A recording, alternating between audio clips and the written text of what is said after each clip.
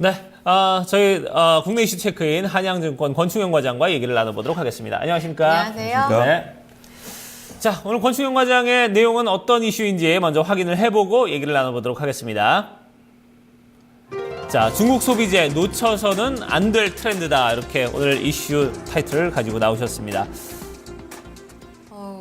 네, 뭐 중국과 관련된 소비재들 뭐 지금 상당히 좀 잘 가고 있어요. 특히 이제 화장품주 같은 경우는 어제도 뭐 여전히 좀 승승장구하는 그런 모습을 보여줬는데, 자 어제 뭐 우리 증시는 살짝 좀 조정을 받았습니다. 우리 장부터 좀 얘기를 나눠보고 그리고 본격적인 내용 얘기를 좀 나눠보죠. 예, 일단 뭐 시장 같은 경우는 국내 증시 뭐 8거래일 만에 소폭 좀 하락하는 모습을 보였습니다. 뭐 다만 뭐 하락이었다고 말하기에도 좀 민망할 정도의 하락 수준이었기 때문에 굉장히 시장이 세구나라고 또 한번 느낄 수 있는 시장이 아니었나 좀 생각을 합니다. 일단은 외국인이 다시 한 2,500억 이상 매수를 좀 해주면서 뭐 큰 폭의 하락은 방어를 하지 않았겠는가 좀 생각을 하고 있습니다. 코스닥 같은 경우는 다시 한번 좀 상승세가 강하게 흐름이 좀 흘러갔습니다. 외국인이 매수 주체였고요. 뭐 시장을 굉장히 좀 주도했다라고 좀 생각하고 있습니다. 업종별로는 뭐 섬유 의복, 바이오, 화장품 등 좀 강한 모습을 좀 보이고 있고요.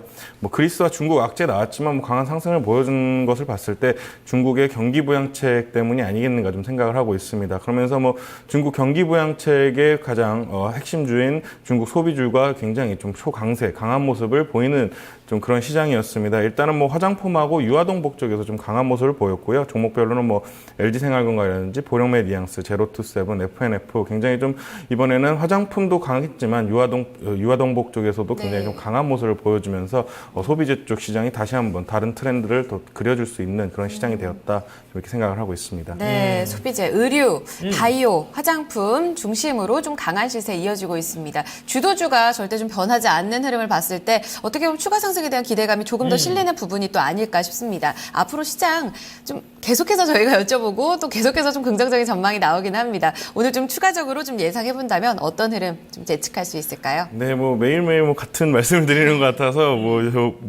좀 시청자분들께 의아하실 것 같기도 합니다. 다만 뭐 유동성 파티는 계속해서 좀 진행될 것으로 예상을 하고 있습니다. 네. 일단은 뭐 중소형주 위주의 코스닥 상승세를 좀 크게 예상을 하고 있고요. 뭐 중국의 경기 부양책, 뭐 중국의 관광객 수급 입증, 죄송합니다. 관광객 수 급증으로 인해서 중국 소비재 업종이 단기성 테마가 아니라 올 한 해 계속해서 좀 상승 추세를 그려줄 수 있겠다라고 좀 생각을 하고 있습니다. 네. 분명히 뭐 주가 부담은 굉장히 있습니다. 뭐 화장품주는 뭐 항상 들고 와야 된다. 그래도 부담은 있겠지만 그래도 항상 포트에는 있어야 되지 않겠는가라고 좀 생각을 할 정도로 굉장히 좀 강한 테마가 될 것 같고요. 네. 최근 급부상한 뭐 유아동품이나 유아동복이나 유아동품 쪽에서는 좀 아직까지는 큰 폭의 상승세가 안 나오고 있기 때문에 이런 부분에 있어도 굉장히 관심을 가져볼 만하다라고 좀 생각을 하고 있고요. 네. 일단은 뭐 중국의 산화 정책이 가장 컸다라고 좀 생각을 하고 있습니다. 그리고 다들 아시겠지만 아빠 어디가라든지 슈퍼맨이 돌아왔다 등이 중국에서 좀 히트를 치면서 유아 쪽에서도 한류가 좀 시작이 되고 있는 것 같습니다. 그렇기 때문에 화장품과 함께 중국 소비재로서 좀 강한 모멘텀이 나오지 않겠는가 좀 이렇게 생각을 하고 있습니다. 네, 결국, 그래요. 그러면은 결국 이제 중국이라는 이름만 붙어도 지금 가고 있는 이 시장에서 중국 소비재의 어떤 추가 상승은 가능하다는 말씀이신데 사실 화장품은 추가 상승이 가능하다고 해도 지금 들어가기가 상당히 어려운 구간이거든요. 전 절대 못 들어갈 것 같아요. 여기에 더불어서 유아용품 같은 경우에는 진짜 장기적으로 이 모멘텀이 있지만 실적이 많이 나오지가 않아서 그동안 좀 많이 못 움직인 것도 있습니다. 이런 불확실성도 같이 산재하고 있는데 어떻게 좀 대응을 구체적으로 해볼까요? 네, 일단은 뭐 대형주만 보더라도 LG생활건강만 하더라도 굉장히 좀 접근하기에는 어려운 차트입니다. 굉장히 좀 느리게 움직이는 대형주임에도 불구하고 굉장히 좀 부담스럽기 때문에 화장품주 일단은 뭐 조정 시까지는 좀 기다리는 게 맞다라고 좀 생각을 하고 있고요. 물론 지금 가격보다 위에 있을 수는 있겠지만 조정 시까지는 좀 기다려 볼 만하다라고 좀 생각을 하고 있습니다. 대안으로는 좀 유아동복 쪽의 주가가 좀 괜찮지 않겠는가라고 좀 생각을 하고 있습니다. 중국 소비재 뭐 절대 놓쳐서는 안 되는 트렌드라고 좀 말씀을 드렸는데요. 뭐 애널리스트들하고 요새 만나면은 좀 농담으로 뭐 사야 되냐 하면 5글자만 기억하라고 합니다. 뭐 중국하고 화장품 이런 얘기밖에 안 하더라고요. 네. 일단은 뭐 화장품주가 급등해서 대응하기는 힘들기 때문에 뭐 유아동품 쪽에서 좀 상승을 예견하고 좀 포트에 좀 편입을 하신다면은 일단은 좀 대안주로서 좀 가져갈 수도 되겠다 이렇게 좀 생각을 하고 있습니다. 네. 자, 그럼 그럼 중국과 관련된 유아용품 관련주들이 오늘 좀 대안이다. 어떻게 이렇게 말씀을 해주셨는데, 자 그러면 이제 거기서 이제 우리가 선호 종목들 좀 어떤 선호 종목들 좀 뽑아낼 수 있을지 이런 부분도 좀 같이 좀 언급을 해주시죠. 예, 유아동품 쪽에서도 굉장히 좀 많은데요. 보령메디앙스라든지 뭐 아가방앤컴퍼니 그리고 네오팜 등이 있습니다. 근데 오늘 제가 가져온 종목은 FNF라는 종목입니다. 네. 일단은 뭐 아동복 쪽으로는 그렇게 그렇게 좀 회사에서 드라이브를 크게는 걸고 있지는 않지만 일단은 좀 발을 걸쳐놓은 종목. 그럼에도 좀 주가가 큰 폭으로 아직까지는 뭐 신고가까지는 조금 더 여유도 있고요. 그리고 밸류에이션 메리트가 굉장히 좀 부각이 되는 종목을 가지고 나왔습니다. FNF라는 종목인데요. 라이프 스타일 캐주얼의 아웃도어 브랜드인 좀 디스커버리를 좀 알고 계실 것 같습니다. 항상 이렇게 나와서 이렇게 제품을 말씀드리면 좀 광고해드리는 것 같아가지고 좀 쑥스럽긴 합니다.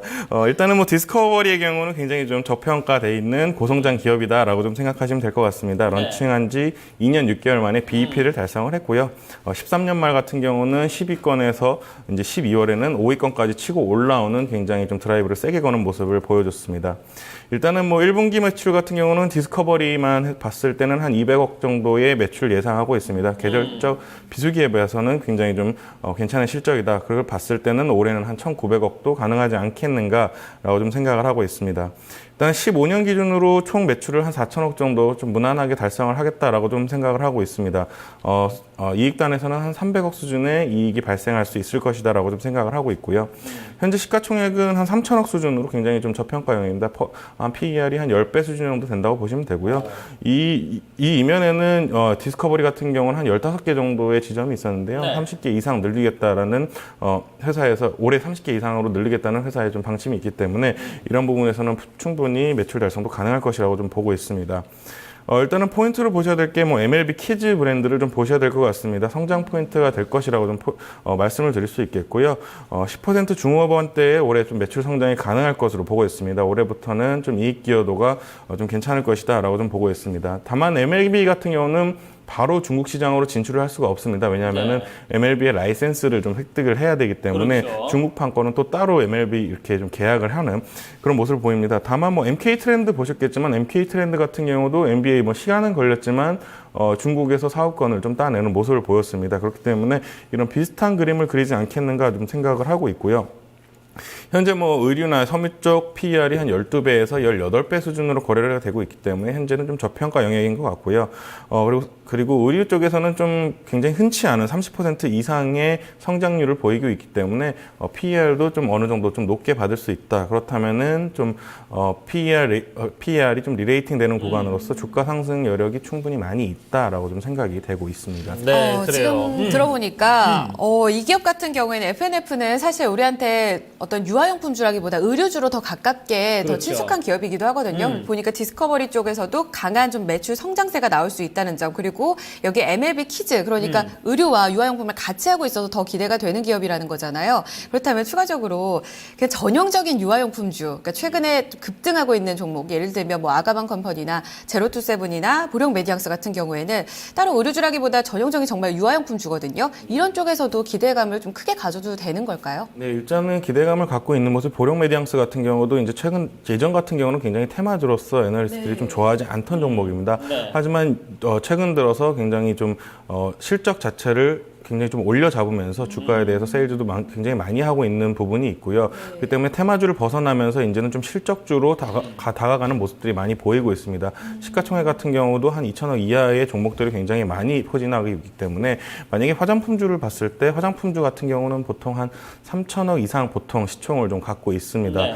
그렇기 때문에 그런 부분을 좀 따라잡는다. 그리고 유아동복 같은 경우는 아무래도 한 2018년도, 19년도까지 계속해서 뭐 산하정책에 따른 실적 수혜를 충분히 받을 수 있는 종목이다라고 좀 생각을 하기 때문에 지금 가격 메리트가 굉장히 좀 크다라고 좀 보고 있고요. 뭐 단기적으로 물론 이슈가 있을 수 있겠지만 중장기적으로도 굉장히 좀 메리트가 있는 종목군이다라고 좀 말씀드리고 그렇군요. 싶습니다. 네. 자, 오늘은 저희가 지금 중국 소비재 절대로 놓쳐서는 안 될 트렌드다 이런 주제를 가지고 좀 얘기를 나눴고요. 여전히 화장품주 강세고 거기에 유아용품과 관련된 산하 정책에 맞물려서 유아용품과 관련된 종목들도 화장품주의 어떤 부담스러운 부분에 대한 대안으로 꼽을 수 있겠다 이렇게 얘기를 해주셨습니다. 거기에서 이제 최선호주 FNF까지 오늘 얘기를 나눠봤습니다. 네, 이슈 여기서 마무리 짓도록 하겠습니다. 국내 시체크인 한양증권 권충현 과장과 함께했습니다. 말씀 감사합니다, 과장님. 네, 고맙습니다.